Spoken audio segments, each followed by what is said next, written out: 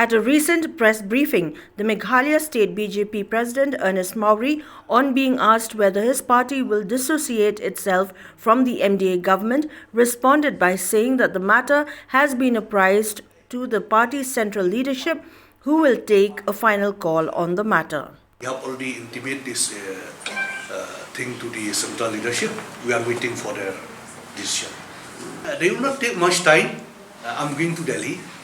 We'll have a meeting with our national president, with Amit Shahji, with the CM of Assam. Maybe in that meeting they'll take a call. But what is the use of now going away? You are part and part of whatever done. Part and parcel. You see, this is not only the questioning of only NPP or only BJP should raise this corruption issues. There are others party also, they are aligned partner, they are a part of the government. You know, they also, if they are concerned about corruption, then they should raise the question, no? Why only BJP?